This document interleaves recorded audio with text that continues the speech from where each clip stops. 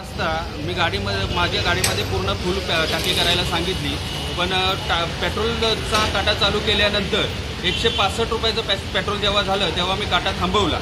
आणि त्यानंतर मी सांगितलं की मला गाडीमधलं पेट्रोल चेक करायचं आहे की माझ्या गाडीमध्ये पहिलं अर्धा लिटर पेट्रोल होतं आणि त्यानंतर तुमचं 165चं जवळजवळ 3 लिटर पेट्रोल पाहिजे, पण 3 लिटर पेट्रोल न येता चेक केल्यानंतर गाडीमध्ये एवढंच पेट्रोल मिळालं, ते अर्धा लिटरच्या आसपास आहे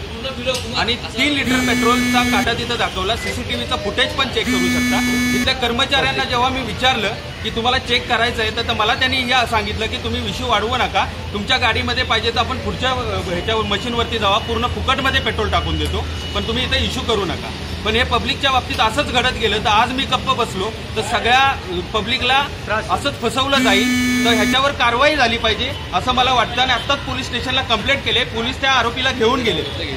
आणि त्यासाठी सगळ्यांनी एकत्र येण्याची गरज आहे। कोपरखैरणे डीमार्टच्या पुढच्या पेट्रोल पंपावरती हा इश्यू झाला।